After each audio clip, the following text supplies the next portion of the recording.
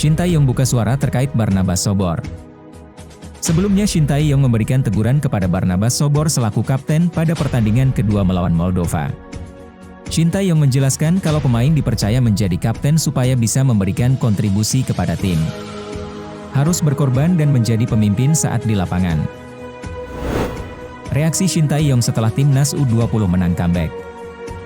Coach Shin Tae-yong sengaja memberikan kesempatan untuk tampil dengan menurunkan pemain pelapis saat babak pertama. Shin Tae-yong baru menurunkan pemain utama pada babak kedua. Ia juga memuji kepada seluruh pemain yang sudah berjuang keras pada pertandingan melawan Antalyaspor.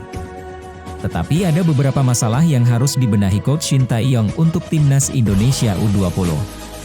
Terutama soal mentalitas saat bertarung dengan pemain Eropa yang mempunyai tinggi di atas rata-rata pemain Indonesia. Ronaldo Kuateh akhirnya pecah telur. Dalam pertandingan persahabatan di Limak Arcadia Football Center melawan Antalyaspor, Ronaldo Kuateh berhasil mencetak 1 gol, sekaligus penentu kemenangan timnas Indonesia U20. Penantian yang cukup lama bagi Ronaldo Kuateh, setelah 4 laga sebelumnya tidak pernah mencetak gol. Berbeda saat tahun lalu menjalani TC pada timnas Indonesia U18. Ronaldo Kuateh berhasil mencetak 5 gol dari 3 pertandingan persahabatan. Diharapkan proses naturalisasi Shane Patinama selesai bareng Jordi Amat dan Sandy Walsh. Naturalisasi Shane Patinama sudah mendapatkan izin dari Komisi 10 DPR RI meski pengajuan Shane Patinama baru dimulai. PSSI berharap ketiganya bisa bersamaan menjadi warga negara Indonesia. Dan tidak menutup kemungkinan untuk bisa tampil membela timnas Indonesia di Piala AFF 2022. Ivar Jenner dan Justin Hubner, proses naturalisasi lebih rumit. Ketua Umum PSSI menyatakan jika proses naturalisasi Ivar Jenner dan Justin Hubner untuk timnas Indonesia masih dalam tahap mengumpulkan dokumen, Iwan Bule juga menyebut prosesnya akan lebih rumit. Selain pengumpulan dokumen, ada beberapa tahap lagi yang harus dilalui. Terkait hambatan proses naturalisasi Ivar Jenner dan Justin Hubner, Iwan Bule tidak menyebut secara rinci. Elkan Bagot bermain full-time, Gillingham FC berhasil kalahkan Brentford.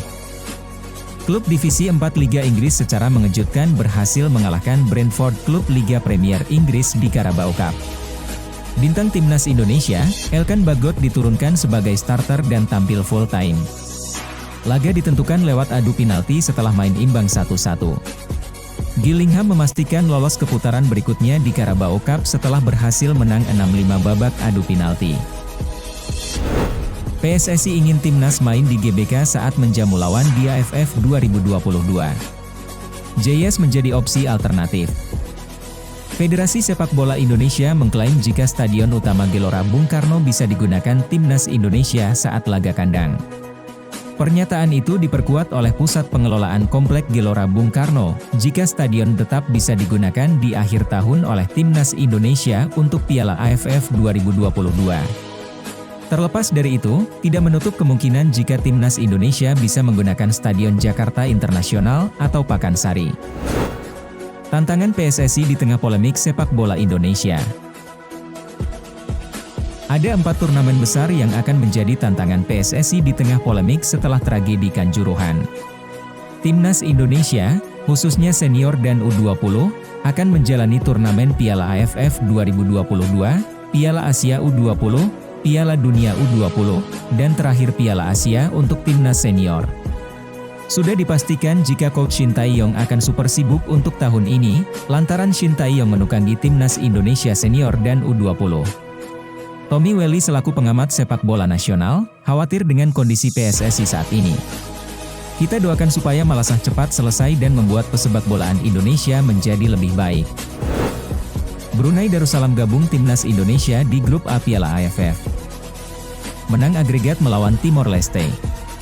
Berhasil mengantarkan Brunei Darussalam lolos ke babak penyisihan Piala AFF 2022, sekaligus mengisi slot terakhir di grup A, yang berisikan timnas Indonesia, Thailand, Kamboja, Filipina, dan terakhir Brunei Darussalam. Piala AFF 2022 akan digelar dengan format round robin system, setiap tim bermain 2 kali di kandang dan tandang pada penyisihan grup.